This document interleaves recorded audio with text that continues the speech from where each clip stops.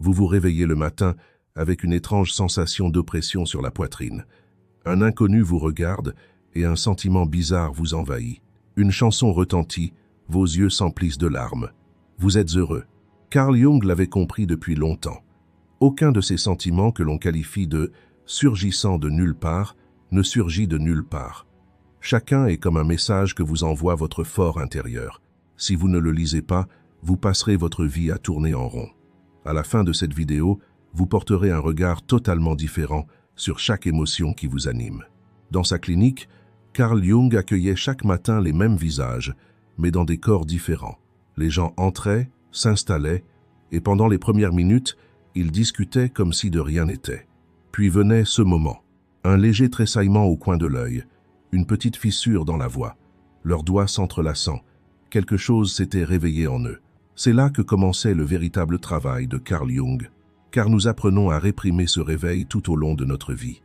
Quand nous pleurons, enfants, on nous fait taire. Quand nous nous mettons en colère, on nous gronde. Notre joie est jugée exagérée, notre tristesse inutile. Avec le temps, nous construisons une porte et la verrouillons à cette voix intérieure. Nous connaissons si bien la serrure qu'au bout d'un moment, nous ne nous souvenons même plus de ce qui se cache derrière. Cette voix s'arrête-t-elle vraiment? Non. Nous choisissons de ne pas l'entendre. Jung a très tôt compris que notre monde intérieur ne fonctionne pas au hasard. Il y a un ordre. Il est invisible, mais il est à l'œuvre. Juste en dessous de notre conscience se trouve un espace bien plus vaste. Et de là, des messages nous parviennent constamment. Parfois, c'est une source de détresse. Parfois, c'est une explosion de joie inattendue. Parfois, c'est un vide que l'on croit inexplicable. Chaque message vient de quelque part. Chacun essaye de nous dire quelque chose. Nous sommes-nous déjà demandé pourquoi certaines chansons nous donnent-elles la nausée sans même savoir pourquoi? Pourquoi nous sentons-nous claustrophobes en présence de certaines personnes? Pourquoi ressentons-nous un malaise dès que nous entrons dans certaines pièces? La réponse à cette question ne réside pas dans l'émergence de la conscience. Elle est bien plus profonde. Jung aperçut ceci.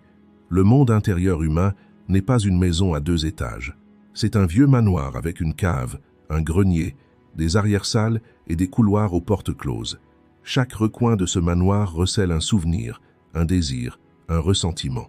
Les émotions sont la clé de ces pièces.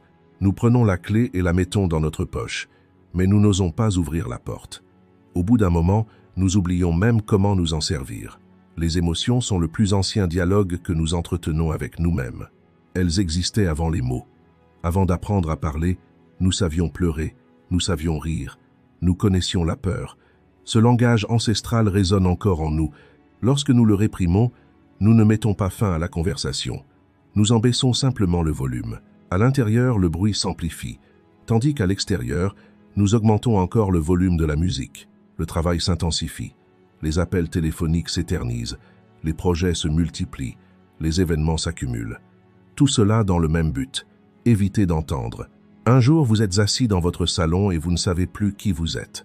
Vous ne vous souvenez plus de ce que vous aimez manger, de la musique qui vous fait respirer, de ce que vous désirez. Car lorsqu'on étouffe une émotion, on étouffe aussi la part de soi-même qu'elle désigne. Selon Carl Jung, lorsqu'une personne se trahit, elle ne le fait pas par de grandes décisions, mais par de petits refoulements émotionnels. Chaque chagrin refoulé, chaque colère étouffée, chaque joie ignorée nous arrache un morceau. Les années s'accumulent. Les pertes sont silencieuses. Un matin, vous vous réveillez et vous vous regardez dans le miroir, pour vous retrouver face à un visage étranger. Ce visage, c'est le vôtre. Vous ne le reconnaissez simplement pas. Ignorer ses émotions, dire « ça va passer » ou « ne t'en fais pas », ce n'est pas un conseil innocent. C'est un mur que l'on construit soi-même. On y ajoute une brique à chaque fois. Le mur grandit. Au bout d'un moment, il faut coller son oreille au mur pour entendre cette voix intérieure. Cette voix, c'est la vôtre.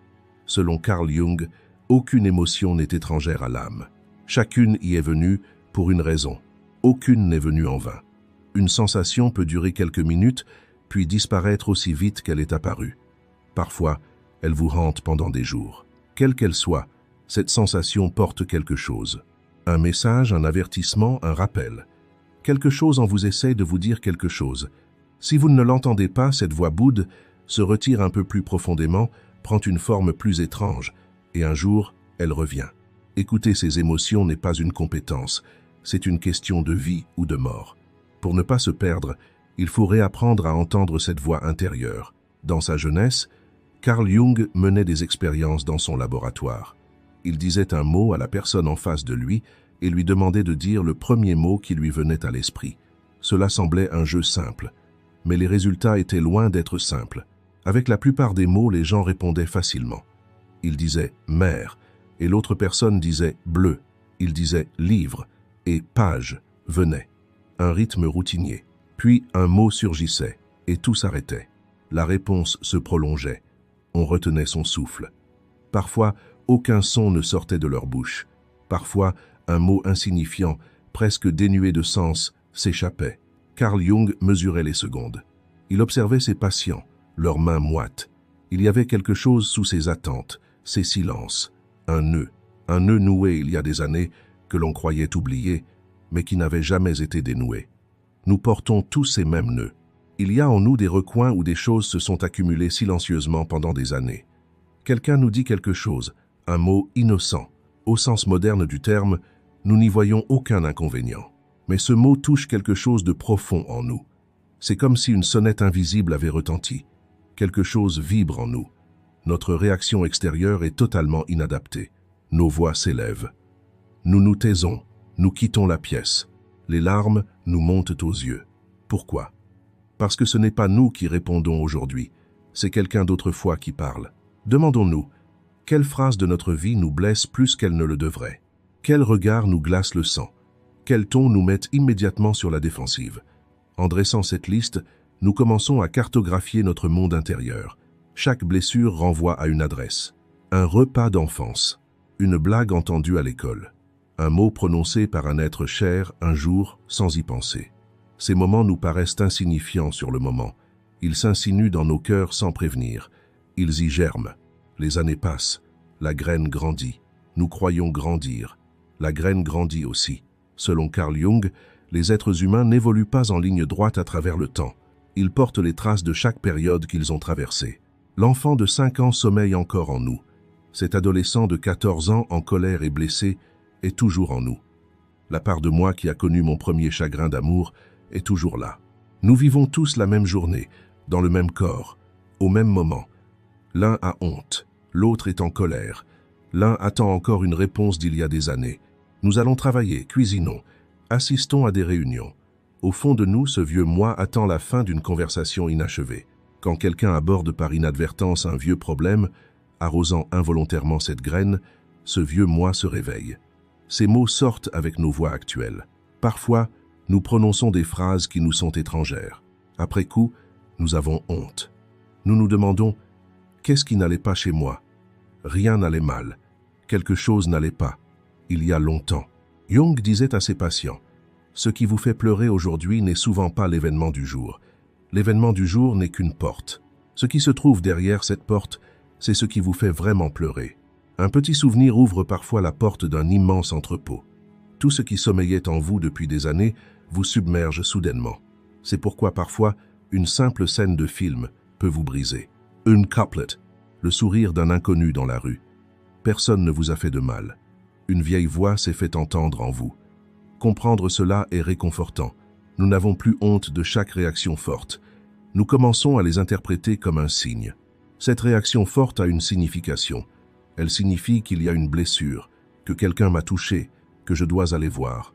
Regarder, ce n'est pas refouler, c'est examiner. S'asseoir et écouter. C'est se demander quand, dans quelles circonstances et avec quel bruit cette blessure s'est rouverte. Généralement, nous ne montrons pas cette curiosité. Nous voulons que la douleur passe vite, qu'elle soit oubliée, qu'elle ne soit plus jamais évoquée. Mais la blessure que nous ignorons saigne à nouveau de la même manière. Nous attirons les mêmes situations dans nos vies, sous des visages différents. Nous nous surprenons à tomber amoureux du même type de personne. Nous avons travaillé avec le même type de patron. Nous nous sommes brouillés pour les mêmes raisons. Le décor change, les acteurs changent, mais le scénario reste le même. Car cette part de nous, encore inachevée, qui a écrit ce scénario, n'a pas encore terminé sa réplique. Tant que nous n'apprenons pas à l'écouter, le jeu continue. Dès que nous l'écoutons, tout change. C'est pourquoi une petite chose qui nous ébranle profondément est un cadeau. Notre ancien moi nous appelle. Il veut être vu, il veut être compris. Dès que nous entendons cet appel, le sentiment ne faiblit pas, il se transforme. Il cesse de nous emprisonner et devient un guide qui nous révèle qui nous sommes. Même maintenant, en regardant cette vidéo, peut être que quelque chose s'est éveillé en vous. Une scène, un visage, une voix vous sont venus à l'esprit. C'est cela que vous voulez fuir.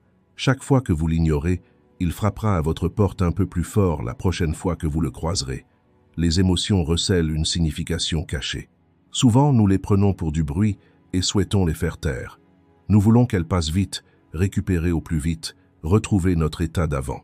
Jung posait à ses patients une question simple. Que tente de vous dire cette émotion? La question est simple, mais la réponse est difficile. Car nous n'avons pas l'habitude de la chercher. Lorsque la colère monte en nous, nous la dissimulons, la considérant comme une honte. Cette colère nous signale un mécontentement. Une limite a été franchie. Une de nos valeurs a été bafouée. Un de nos besoins a été ignoré. Lorsque nous la dissimulons et sourions, la colère ne disparaît pas. Elle couve en nous comme une braise incandescente. La tristesse est un autre messager. Elle signale une perte. Parfois une perte réelle, parfois une perte imaginaire, une enfance jamais vécue. Un « je t'aime » tue, une porte jamais ouverte. La tristesse tente de nous montrer cette porte, tandis que nous pleurons. Si nous essuyons nos larmes immédiatement, nous perdons le cap. On parle rarement de jalousie. Quand on la ressent, on a honte, on n'en parle à personne. La jalousie est le signe d'un désir caché en nous. Quelqu'un a fait quelque chose, et nous sommes contrariés. Pourquoi? Peut-être désirons-nous la même chose. Peut-être que cette personne éprouve un désir que nous avons refoulé pendant des années. Dès que nous prenons conscience de cela, la jalousie commence à se dissiper. Elle cesse d'être de l'hostilité et devient une boussole qui nous rappelle nos propres désirs. La honte agit plus silencieusement. Un instant, nos joues s'empourprent, nous évitons le contact visuel, nous changeons de sujet. Une contradiction surgit en nous. La personne que nous voulons être ne correspond pas à celle que nous sommes à cet instant. Quand nous refoulons la honte, la contradiction ne disparaît pas. Elle devient seulement invisible. Cette contradiction invisible continue de nous diviser de l'intérieur. La peur est être le messager le plus mal compris. Nous la confondons avec la faiblesse. Carl Jung disait que la peur n'est pas un signe de faiblesse, mais un signe d'amour. Nous avons peur car quelque chose qui nous est cher est en danger. Nous craignons pour notre enfant, car nous l'aimons. Nous craignons pour un rêve car il nous est précieux. Nous avons peur pour nous-mêmes car nous voulons vivre. Supprimer la peur reviendrait à supprimer aussi l'amour. Considérer les émotions comme des ennemis, c'est blâmer le messager intérieur. Lorsque nous chassons un messager parce qu'il apporte de mauvaises nouvelles, ces nouvelles ne changent pas. Cela rend simplement plus difficile pour le prochain messager de nous atteindre. Selon Carl Jung, le chemin de l'éveil ne passe pas par l'imagination de la lumière, mais par la reconnaissance de l'obscurité. Nos émotions sont de petites lanternes qui nous révèlent cette obscurité. Lorsqu'une sensation désagréable surgit, notre premier réflexe est de fuir. Cette lumière est venue illuminer un lieu. Si nous fuyons la lanterne, le lieu à illuminer reste dans l'obscurité. Écouter une émotion, ce n'est pas faire semblant d'écouter, c'est s'asseoir, c'est rester présent sans interrompre sa voix, c'est prendre conscience de son emplacement dans le corps. Ressentez-vous une pression dans votre poitrine? Une sensation de tiraillement dans votre estomac? Une boule dans la gorge? Les émotions s'inscrivent dans le corps. Elles parlent à notre chair avant de s'adresser à notre esprit. Lorsque nous ne nous connectons pas à notre corps, nous passons à côté de la moitié du message. À quand remonte la dernière fois où nous avons vraiment consacré du temps à une émotion? C'est quelque chose qui s'apprend. Personne ne nous l'a enseigné à l'école. Nos familles souvent l'ignoraient. Et de génération en génération, nous avons appris à refouler nos émotions. La colère trace une ligne. La tristesse nous fait dire adieu à quelque chose. La jalousie fait naître un désir. La honte invite à l'harmonie. La peur crée une barrière protectrice. Chacune nous rapproche un peu plus de notre véritable nature. Selon Carl Jung, la plus grande fuite de l'homme est celle de lui-même. Peu importe notre agitation extérieure, nous fuyons tant que nous n'entrons pas dans cette pièce intérieure. Entrer dans cette pièce est effrayant, je le sais. Nous ne savons pas ce que nous y trouverons. Cette pièce est la nôtre. Tout ce que nous y découvrons fait partie de nous. Nous ne pouvons être entiers sans les connaître. Si ce dont nous avons parlé jusqu'à présent vous a touché d'une manière ou d'une autre, si cette vidéo ne vous semble pas familière, nous vous demandons de vous abonner à notre chaîne et d'aimer la vidéo. La plupart de nos sentiments envers les autres ne les concernent pas réellement. Cette affirmation paraît injuste au premier abord. Une objection surgit en nous. Non, je les connais, ils sont vraiment comme ça. Jung, après avoir écouté ses patients pendant des années, constatait invariablement la même chose. Quelqu'un venait d'écrire une connaissance, égoïste, froid, prétentieux. Jung écoutait en silence. Puis, un jour, il se tournait vers le patient. Les traits de caractère décrits ne se trouvaient pas chez l'autre, mais en lui, quelque part qu'il ne reconnaissait pas. Chaque fois que nous regardons autour de nous, nous nous regardons aussi nous-mêmes. Notre regard est tourné vers l'extérieur. Une partie de ce que nous voyons appartient à l'autre. Une autre partie provient de nous-mêmes et s'est projetée à l'extérieur. La personne extérieure est comme un rideau. Nous y projetons notre propre image. Y a-t-il quelqu'un dans votre vie que vous ne supportez pas? Tout ce qu'il fait vous irrite-t-il? Sa simple présence vous étouffe-t-elle? Arrêtez-vous un instant. Demandez-vous, à quoi cette personne vous fait-elle penser? La réponse est souvent effrayante. Cette personne représente une part de vous-même que vous n'avez pas encore acceptée. Elle exprime librement une colère que vous vous interdisez de nourrir. Elle affiche un confort que vous réprimez. Elle excelle dans un domaine où vous vous sentez inadéquat. Votre incapacité à la tolérer n'est pas fortuite. Vous voyez dans le miroir la part de vous-même que vous reniez. Selon Jung, tout ce que nous ne reconnaissons pas en nous apparaît comme un défaut chez l'autre. L'ampleur de ce défaut est directement proportionnelle à l'importance de la part de nous-mêmes que nous tentons de dissimuler. Haïr quelqu'un est souvent un aveu inconscient. Le même phénomène s'observe dans l'autre sens, cette sensation vertigineuse que nous ressentons lorsque nous sommes captivés par quelqu'un. Nous l'avons rencontré une fois, et nous avons cru que notre vie avait basculé. Nous ne pouvions imaginer un monde sans cette personne. Chaque geste était particulier, chaque mot avait une signification unique. Nous pouvions parler d'elle pendant des heures. Puis un jour, quelque chose s'est produit. L'éclat s'est estompé. Ce que nous voyions en elle a disparu un à un. Elle était toujours la même personne. C'était nous qui avions changé. Selon Carl Jung, cette brillance n'était pas innée chez eux. Elle résidait en nous. Nous avions l'impression d'avoir trouvé en eux une part de nous-mêmes que nous ne trouvions pas en nous. Nous leur avions confié notre estime de soi. Pour la récupérer, nous voulions être à leur côté. Avec le temps, la véritable nature de la personne se révèle. Une personne réelle se tient devant nous. Quelqu'un avec des défauts, des erreurs. Quelqu'un qui ne correspond pas à notre idéal. La déception est immense. Le rêve brisé était une image que nous avions nous-mêmes créée. Cet enchantement initial de l'amour n'est souvent pas lié à l'autre. C'est une tentative de combler un vide en nous. Cela ne signifie pas que les sentiments amoureux sont vains. L'amour est réel. Le véritable amour commence ailleurs. Il commence lorsque les projections que nous faisons sur les autres disparaissent. Il commence lorsque nous pouvons voir l'autre sans nos propres rêves, sans l'accabler de nos propres faiblesses. Alors l'amour mûrit. Il cesse d'être un enchantement passager et devient une véritable connexion. Comment reconnaître ces projections? La suggestion de Jung était la suivante. Soyez attentifs à vos réactions fortes. Lorsque nous aimons ou haïssons quelqu'un plus que de raison, prenons un instant pour réfléchir. D'où vient cette violence? Cette personne mérite-t-elle une telle réaction? Généralement non. L'excès vient de nous. Nous commençons à nous regarder en face lorsque nous nous posons cette question. Qu'est-ce qui, chez cette personne, m'affecte autant? Ce trait de caractère n'a-t-il jamais existé en moi? Me suis-je interdit de le posséder? Les réponses viennent. Parfois immédiatement. Parfois quelques jours plus tard.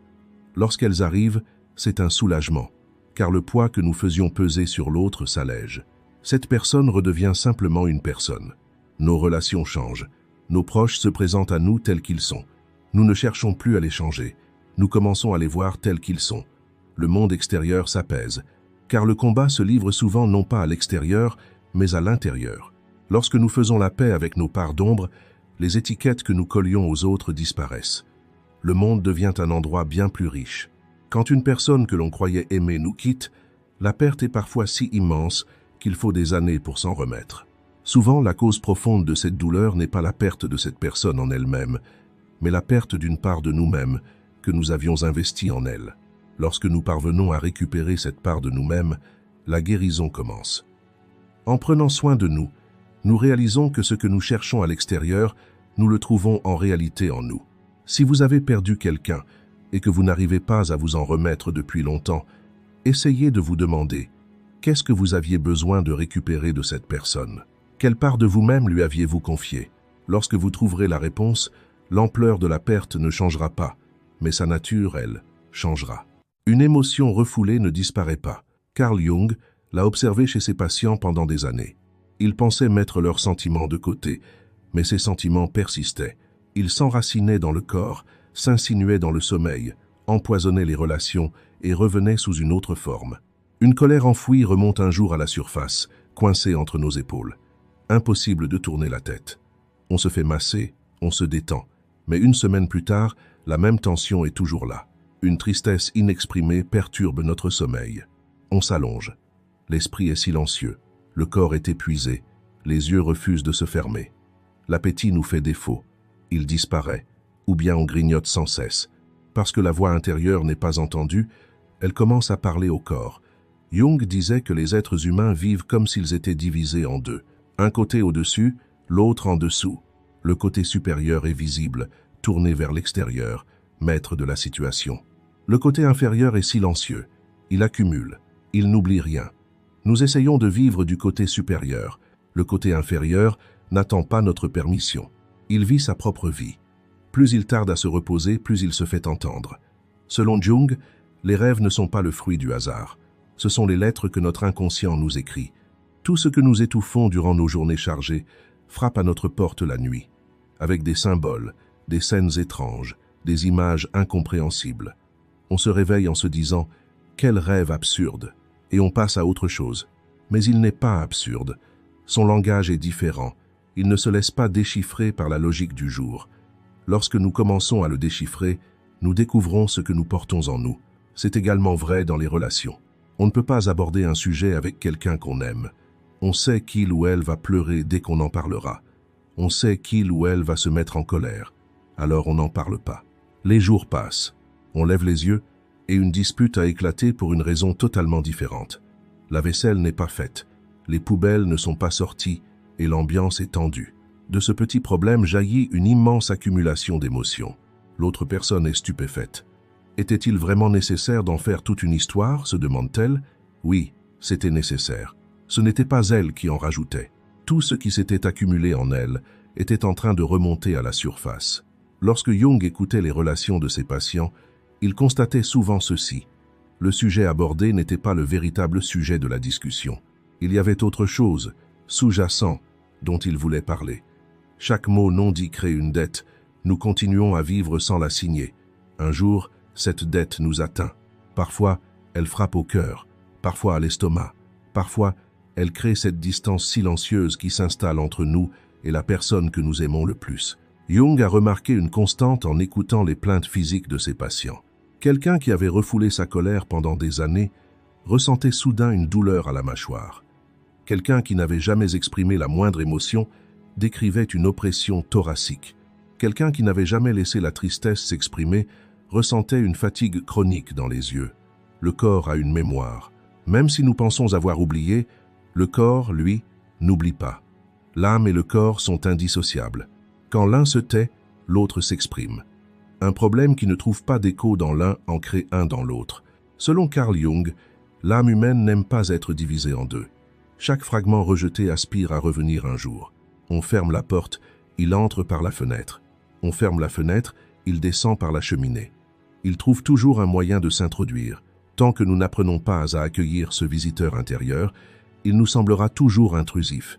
Nos émotions ont besoin d'un espace où se poser, d'un verre d'eau où s'abreuver et d'un lieu pour s'exprimer. Lorsque nous leur faisons une place, les visites importunes cessent. Chaque visite se transforme en dialogue. Comment y parvenir? En s'asseyant un soir et en se tournant vers l'intérieur, en prenant un instant pour observer ce sentiment désagréable perçu durant la journée, sans le chasser, sans le juger, sans le masquer immédiatement. Tout commence lorsque vous écoutez votre corps, lorsque vous notez vos rêves dans un carnet, lorsque vous vous interrogez sur ce conflit récurrent dans vos relations. Dès l'instant où nous commençons à écouter, ce qui, en nous, attendait de s'exprimer depuis des années, s'apaise peu à peu. Car cette voix intérieure sait qu'elle est enfin entendue. Un sentiment qui a été entendu perd de son intensité. Il laisse place à un sentiment de soulagement. Cette voix intérieure, si longtemps étouffée, respire enfin. Maintenant, En regardant cette vidéo, observez votre corps. Où sont vos épaules? Votre mâchoire est-elle tendue?